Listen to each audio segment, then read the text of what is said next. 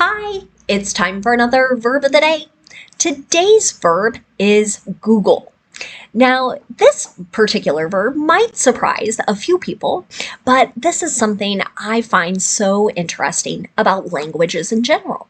Language continues to change. Words take on new meanings. We develop new words to describe things, many times in connection to technology. So many of you might recognize Google as the name of a search engine or the name of a company, but their name has really morphed or changed into a verb.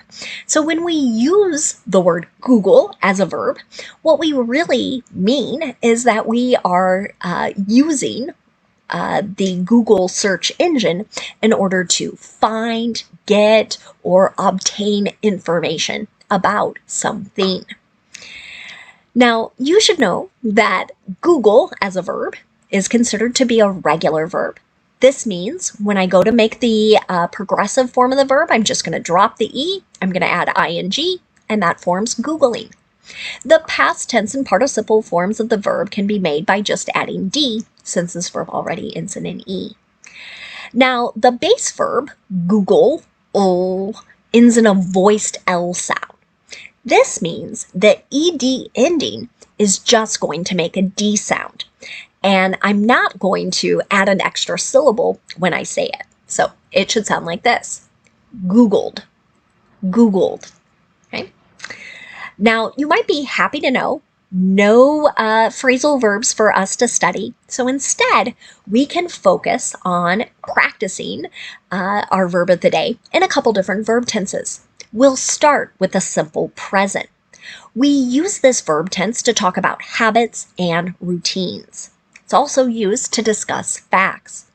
The most difficult thing about making sentences in the simple present is paying attention to your subject. So, in the affirmative, if your subject is I, you, we, or they, just use the base verb after that subject to make a simple present sentence. But if your subject is he, she, or it, you're going to add an S to the end of the verb. You can see that in my example here. He Googles himself daily. Okay, this is a sentence describing someone's what might seem to most like an odd habit or an odd routine. Now, I don't know anyone that engages in this routine, but I've heard stories, maybe read things about very famous people and people who desire to be even more famous than they currently are, engaging in this activity to see, well, how many people are talking about me? What other websites are posting about me? Kind of seeing how many times can I find my name? So that is the habit that's being described in that sentence. Now let's talk about making negative sentences in the simple present. To do this, start with your subject. If that subject is I, you, we, or they, then you're going to use do not or the contraction don't and then the base verb. Okay? So no suffixes, no special endings. If your subject is he, she, or it, though, use does not or the contraction doesn't and then the base verb. So notice not adding an S to the end of the verb here in the negative. So an example of this in a sentence might be, people don't Google things they could easily find and instead just ask others.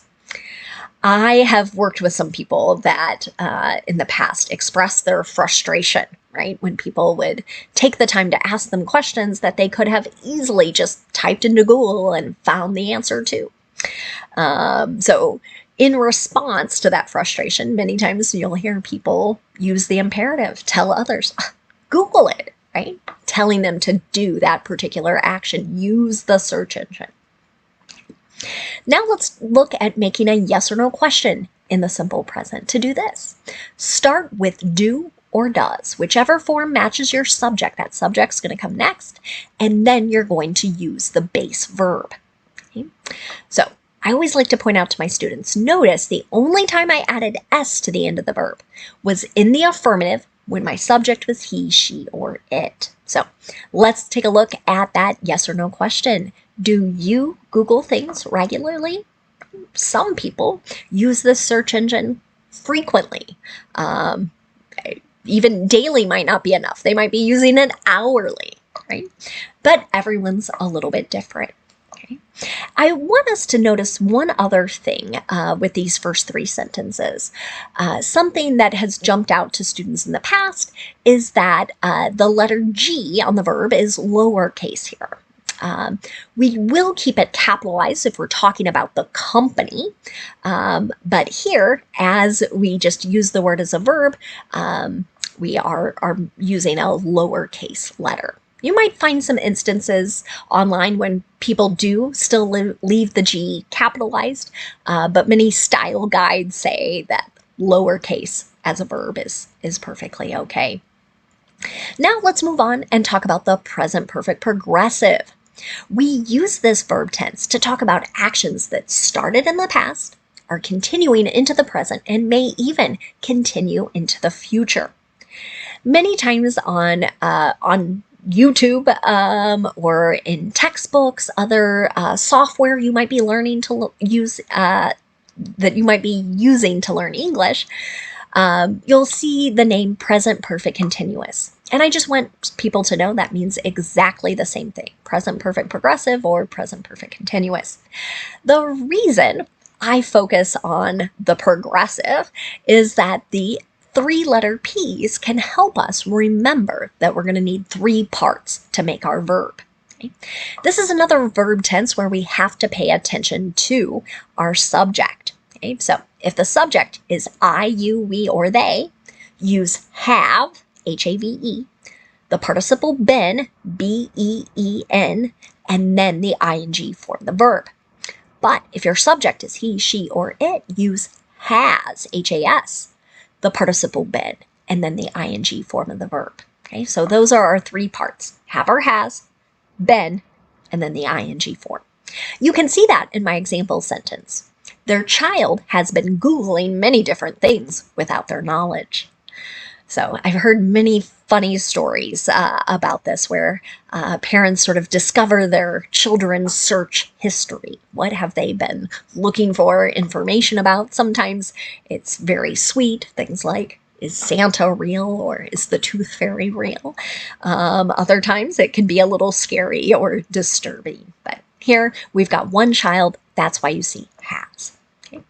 Now let's talk about making negative sentences in the present perfect progressive. To do this, again, start with your subject, then use have or has, whichever form matches that subject, then insert not before the participle been, and then that ing form the verb.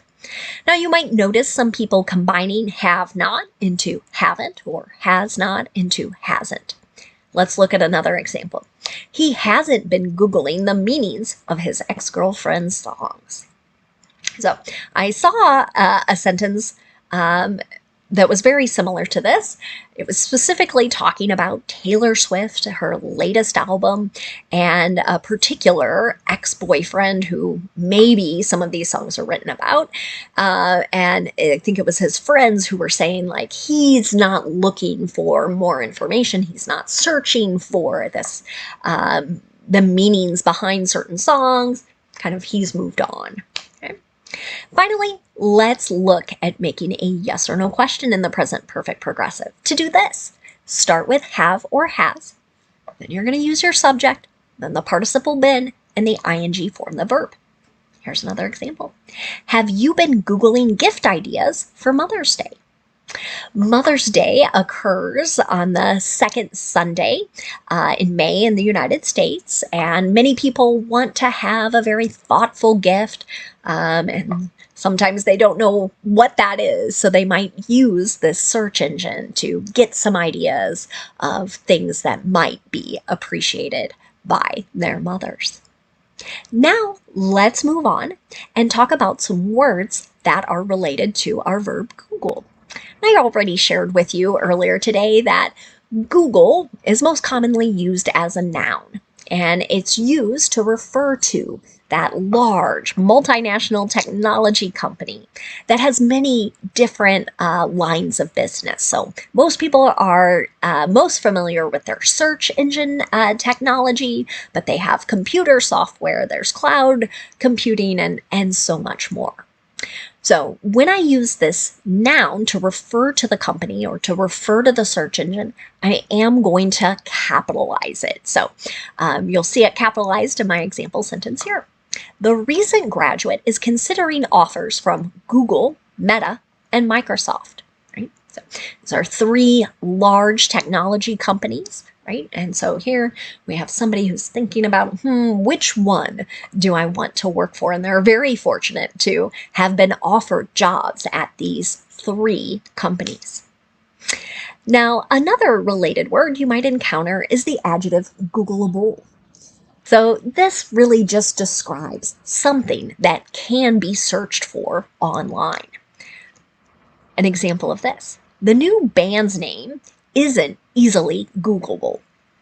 So this is something that comes up for many people as they begin to name new things. They want people to be able to find their products, their services, or here in this case, a new, maybe it's a rock band or some type of band, but whatever name they've picked is here suggesting it's not going to be easily found online. Okay. One last word for today, and it's sort of connected to how the name of the company came to be Google, but Google can also be spelled Googol,